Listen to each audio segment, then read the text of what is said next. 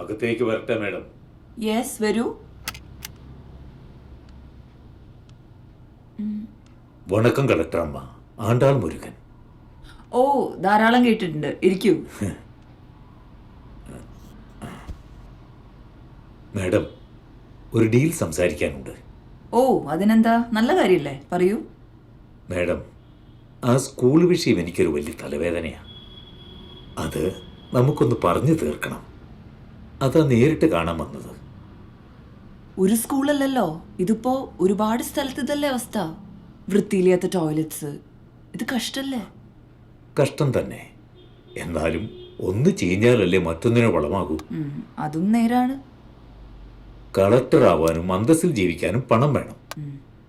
ഈ സർക്കാരിൽ നിന്ന് കിട്ടുന്ന നക്കാപ്പിച്ചുകൊണ്ട് എന്താവാനാ? ശരിയാ പറഞ്ഞത്. ആ, അതെ, എങ്ങനെയാ ഡീല്? മാഡത്തിന് തിരക്കുള്ളതല്ലേ, ഡീല് ഞാൻ പറയാം. സ്കൂളുകൾക്ക് കൊടുക്കുന്ന അരി, പയർ മുതലായവയുടെ കോൺട്രാക്ട് വർക്കുകളും മെയിൻ്റനൻസ് വർക്കുകളും എനിക്ക് വന്നുകൊണ്ടേയിരിക്കണം. എല്ലാത്തിനും എല്ലാ ബന്ധപ്പെട്ട ഓഫീസുകൾക്കും ലക്ഷങ്ങളും കോടികളും കൈമാറുന്ന ഏർപ്പാടാണ്.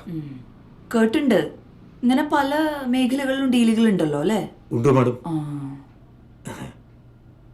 പിന്നെ ആ കംപ്ലൈന്റ് ഒന്ന് പിൻവലിക്കണം. അത് കേസാക്കരുത്. സ്ട്രെയിറ്റ് ആയിട്ട് ചോദിക്കാം, എനിക്ക് എന്ത് കിട്ടും? എനിക്ക് കുറച്ച് മതി, 1 വർഷം. ബാക്കി മാടമെടുത്തു 4 വർഷം.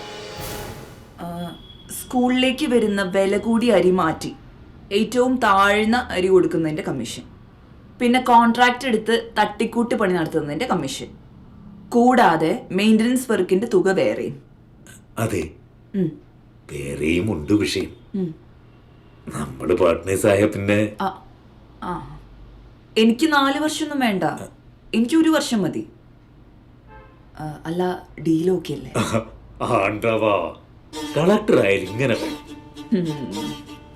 പക്ഷെ ആ 1 വർഷം കൊണ്ട് ഞാൻ ഈ നാട് വെടുപ്പാക്കി തൂത്ത് വാരും. Okay okay. കട്ടതിനും കൊള്ളയടിച്ചതിനും ഒക്കെ കണക്ക് വെപ്പിച്ച് ജയിലിൽ തള്ളും. എടോ ആണ്ടാൽ മുരുക, താൻ എന്താ വിചാരിച്ചേ? 4 ഗുണ്ടകളെ ഒരു ഞാഞ്ഞൂൽ വക്കീലിനെ കാണിച്ച് എന്റെ വരട്ടാന്നോ? കളക്ടർ പവിത്ര, ഇത് സ്ഥലം വേറെയാ. ആണ്ടാൾ മുരുകൻ തന്നെയാ ഇവിടുത്തെ നാട്ടുപ്രമാണി. നമുക്കൊന്നുകൂടി കാണേണ്ടി വരും. എണീക്കടോ, ഗെറ്റ് ഔട്ട്.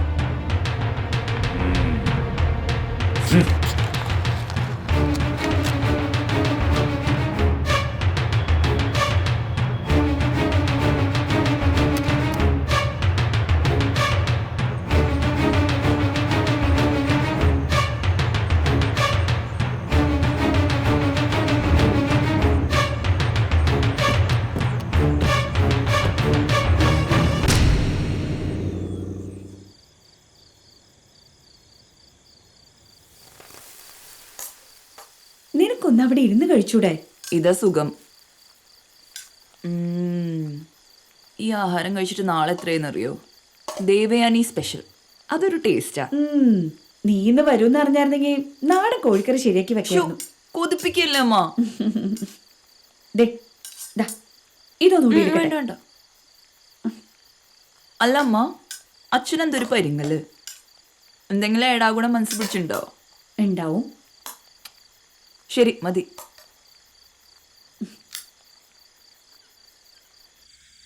ഇപ്പൊ ഈ രാത്രി ഇനി പോണോ?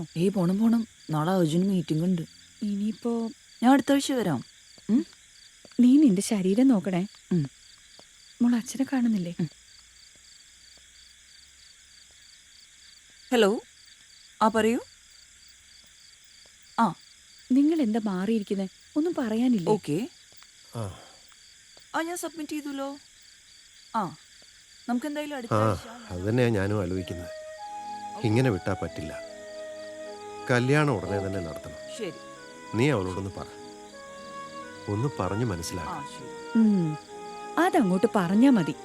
നടക്കേണ്ടതൊക്കെ അതാത് സമയത്ത് നടക്കണം. ഇപ്പൊ എനിക്ക് അവളോട് നേരിട്ട് കാര്യങ്ങൾ പറയാൻ തന്നെ പേടിയാ.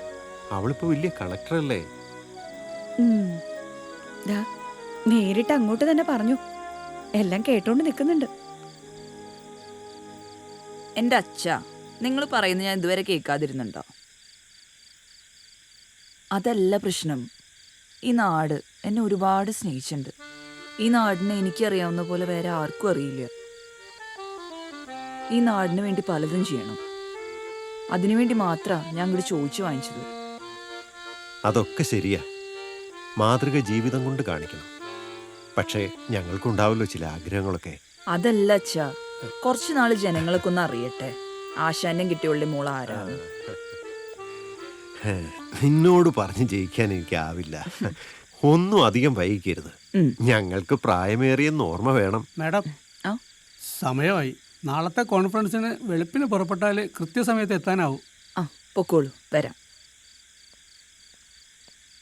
അപ്പോൾ ഡാഡിയും മമ്മിയും എന്നെ കുറിച്ച് പരിദൂഷണം പറഞ്ഞോളൂ, ഞാൻ പോവാ. ഓക്കെ, ടാറ്റ. ആ മോളെ.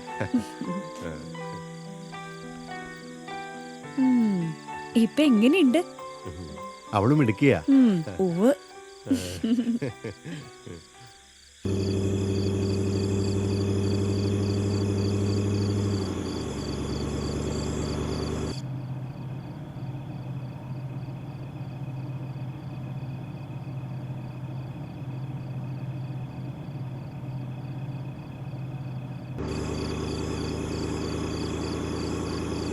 മാഡം, ആരോ കുറച്ചു നേരമായി നമ്മളെ ഫോളോ ചെയ്യുന്നുണ്ട്.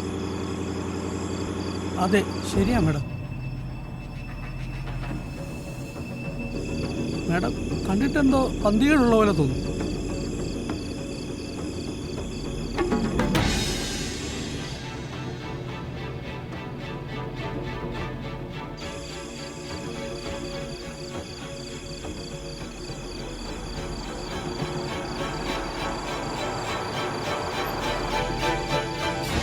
ഡ്രൈവർ, ഒന്ന് വണ്ടി നിർത്തുവോ?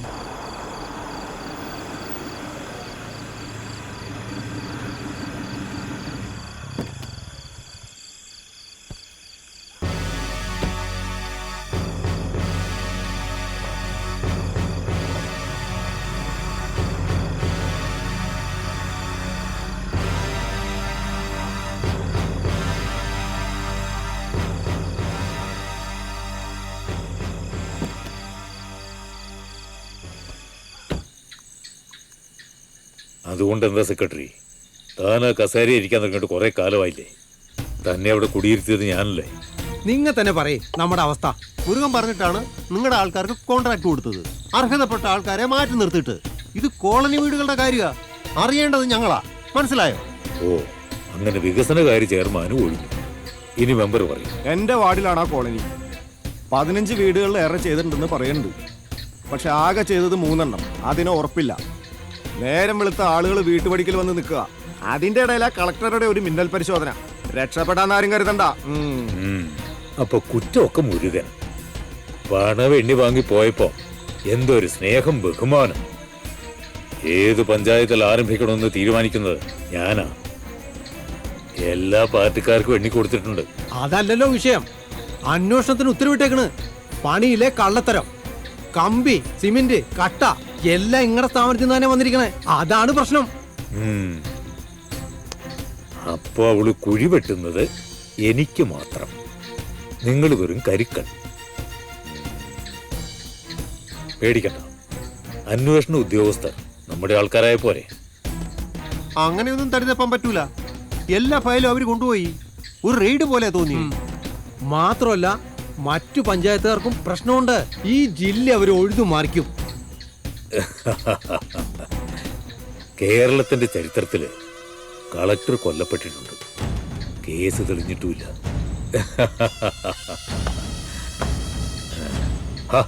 നിങ്ങളിതെടുത്ത് കഴിക്കേ, ഇതൊക്കെ തിന്നു തീർക്കാനുള്ളതല്ലേ. ഇന്ന് ആഘോഷിക്കുക, നാളെ വന്നാ വന്നു. അങ്ങനെയല്ലേ തത്വങ്ങളും.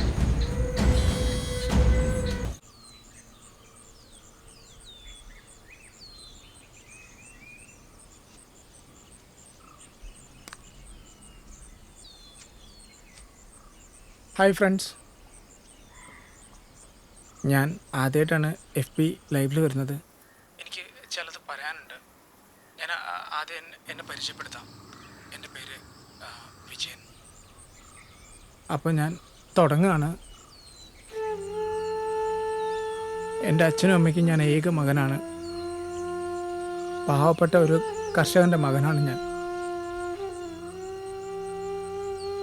അവർ ചെയ്ത ഏറ്റവും വലിയ തെറ്റെന്താണെന്ന് വെച്ചാൽ എന്നെ ജനിപ്പിച്ചത് തന്നെയാണ്. രണ്ടാമത്തെ തെറ്റെന്ന് പറഞ്ഞാൽ പട്ടിണി കിടന്നിട്ടും കൂലിപ്പണി എടുത്തിട്ടും അവരെന്നെ പഠിപ്പിച്ചു. ആർക്ക് വേണ്ടി? അവർ പറയുന്നതും കാലവും ലോകവും പറയുന്നതും നാടിന് വേണ്ടിയിട്ടാണെന്ന്. ഒക്കെ വെറുതെയാ, തട്ടിപ്പാണ്. ആർക്കോ വേണ്ടി പഠിപ്പിച്ച് വേഷങ്ങളും കെട്ടിപ്പിച്ച് നാൾക്ക് നാൾ വർദ്ധിച്ചു വരുന്ന ഫീസും ഓരോരോ കാരണങ്ങൾ പറഞ്ഞ് ഞാൻ എൻ്റെ കിടപ്പാടം വരെ വിപ്പിച്ചു. എൻ്റെ അമ്മ ഒരു രോഗിയാണ്. അവരെ സംരക്ഷിക്കാൻ പറ്റാത്ത ഒരു ബിരുദധാരിയായ മോനായിട്ട് ഞാനിങ്ങനെ ഞെളിഞ്ഞ് നടക്കുക. PSC ഒക്കെ എഴുതി. രാഷ്ട്രീയക്കാർ ഗുണ്ടകൾക്കും തെമ്മാടികൾക്കും ജോലി കൊടുത്ത് ഈ കൈക്കൂലി കൊടുക്കാൻ എൻ്റെ പണമില്ല. ഫീസ് കെട്ടാനാവാണ്ട് പരീക്ഷ എഴുതാൻ പറ്റാണ്ട് കോളേജ് അധികാരികൾ എന്നെ മാറ്റി നിർത്തിയിട്ടുണ്ട്. അച്ഛൻ്റെ അവസാനത്തെ രക്തവും ഞാൻ ഒറ്റിക്കുടിച്ചു. ഇനി കൊടുക്കാൻ കാശില്ല. ബോറടിക്കുന്നുണ്ടാവും.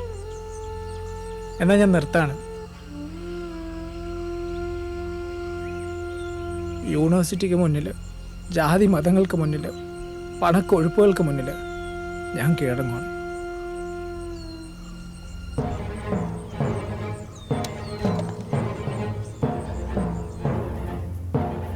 വാ.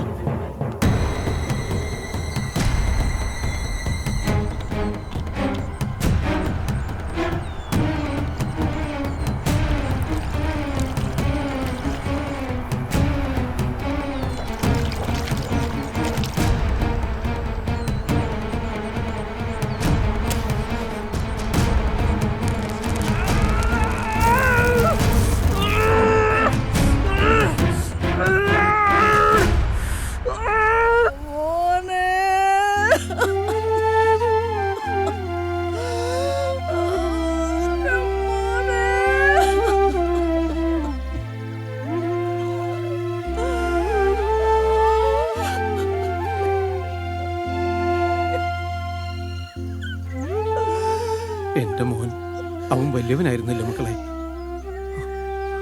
വലിയവനാണ്. എല്ലാരോടും എപ്പോഴും ചിരിച്ചുകൊണ്ട് പോകുന്നവനാണ്. ഇങ്ങനെ മനസ്സിലുണ്ടെന്ന് അറിഞ്ഞിരുന്നില്ല. ഈ കുട്ടികളെ മനസ്സിലാക്കാനേ പറ്റുന്നില്ലല്ലോ.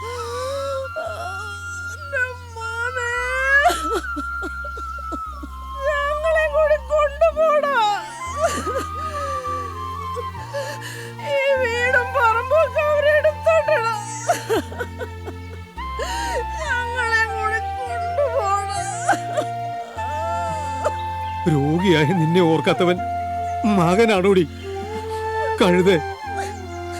അവനെ ആലോചിച്ച് എനിക്ക് സങ്കടമില്ല. ഇങ്ങനത്തെ മക്കൾ വേണ്ട, പോട്ടെ.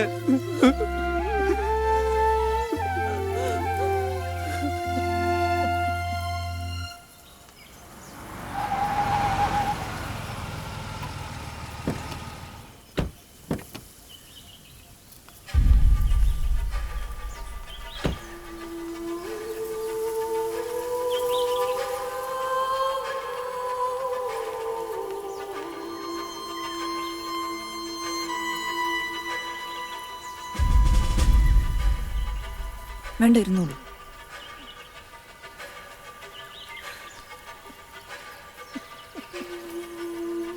അമ്മേ, ഞാൻ അറിയാൻ വൈകിപ്പോയി.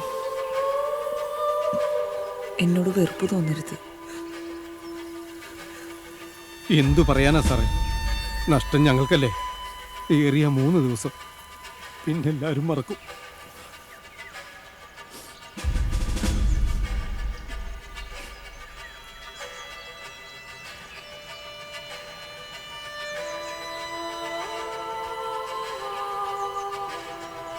തിരിച്ചു കൊണ്ടുവരാൻ പറ്റില്ല.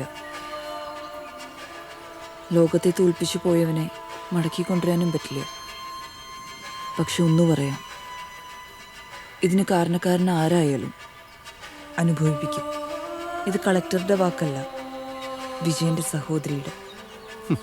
എന്തിനാ സാറേ ഈ വാക്ക് ഒരുപാട് കേട്ടതാ. നിയമങ്ങൾക്കും രാഷ്ട്രീയക്കാർക്കും ഒന്നും ചെയ്യാൻ കഴിയില്ല. അതൊക്കെ പണക്കാർക്കുള്ളതാ. മാം, പലർക്കും ഇതൊരു ആത്മഹത്യ. മരിച്ചത് അവനല്ല, ഞങ്ങളാ. ആണ്ടാൾ മുരുകൻ അവന്റെ കളിപ്പാവകളാ ആ കോളേജിലെ കുട്ടികൾ. അതിന് അവസരമൊരുക്കുന്ന അധ്യാപകരും പ്രിൻസിപ്പലും. മാം, ഞങ്ങൾക്കൊക്കെ നല്ല വസ്ത്രങ്ങൾ മാത്രമേ ഉള്ളൂ, നല്ല ആഹാരമില്ല. ഈ വർദ്ധിച്ചുകൊണ്ടിരിക്കുന്ന ഫീസ് കെട്ടാനുള്ള നിവർത്തിയുമില്ല. ശരിക്കും എന്തായിരുന്നു വിജയന്റെ യഥാർത്ഥ പ്രശ്നം? അവൻ നല്ലൊരു കലാകാരനായിരുന്നു, എന്തിനു മുന്നിലുണ്ടാവും. പക്ഷെ അവന്റെ പ്രശ്നങ്ങൾ പുറത്തു പറയാറില്ല. പ്രതികരിക്കും മറ്റുള്ളവർക്ക് വേണ്ടി. അതാ കുഴപ്പമായത്. ഞങ്ങളൊക്കെ പലപ്പോഴും പറഞ്ഞതാ, പക്ഷെ കേട്ടില്ല. മാനേജ്മെന്റിന്റെ പ്രതികാരം ഫീസ് ഇല്ലാത്തോണ്ട് മാറ്റി നിർത്തി, മാർക്ക് ലിസ്റ്റ് തടഞ്ഞു വെച്ചു. എന്ത് ജോലിക്കും അവൻ തയ്യാറായിരുന്നു, ശ്രമിച്ചിരുന്നു. പക്ഷെ ഒന്നും കിട്ടിയില്ല.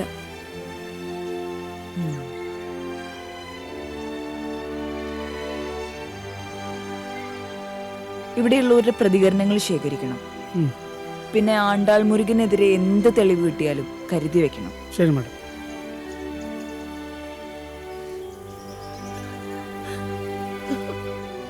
അമ്മ, ഞാനുണ്ട് കൂടെ.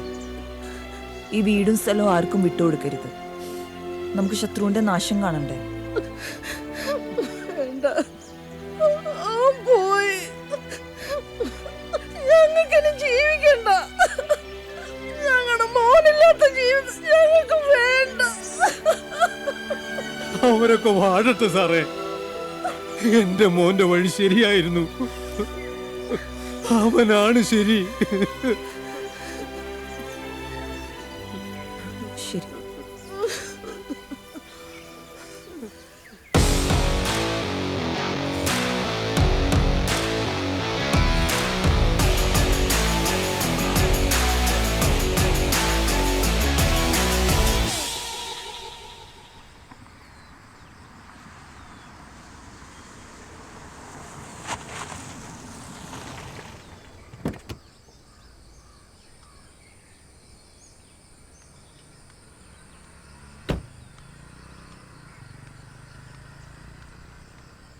ആ, എന്താ വേലു, സുഖമല്ലേ? വർഷങ്ങൾക്ക് ശേഷമാണ് ഞാനിവിടെ വരുന്നത്, പഴയ കൂട്ടുകാരനെ തേടി. ഒക്കെ എൻ്റെ തെറ്റാ. വന്ന കാര്യം പറയാം. നമ്മുടെ ബന്ധം കുട്ടികൾക്കറിയില്ല. വെറുതെ ശല്യപ്പെടുത്തരുതെന്ന് പറഞ്ഞെൻ്റെ മോളോട്, കളക്ടറോട്. അത് ജോലിയുടെ ഭാഗമല്ലേ? അത് തെറ്റല്ല. വേലുവിനറിയാലോ, ഞാൻ നേടിയതെല്ലാം തെറ്റായ വഴിയിലൂടെയാണ്. അതിനിടയിൽ പലരും പലതും ചെയ്തു. അവരിൽ കാണാതായവരുണ്ട്, ചത്തുപോയവരുണ്ട്. തെളിവ്, സാക്ഷി, അതൊന്നും ഉണ്ടായിട്ടില്ല. നീതി ദേവത എന്നെ കാത്തോളും. മോളോട് പറഞ്ഞു കൊടുക്ക്. അവളും എനിക്ക് മോളെ പോലെയാ. മുരുകൻ പറയുന്നതിന്റെ പൊരുൾ എനിക്ക് മനസ്സിലായി. അതാണ്, മുരുകൻ ഇപ്പോൾ വെറും മുരുകനല്ല, ആണ്ടാൾ മുരുകൻ. അതോർത്താൽ നല്ലത്. വേലു ചായ കുടിക്കും.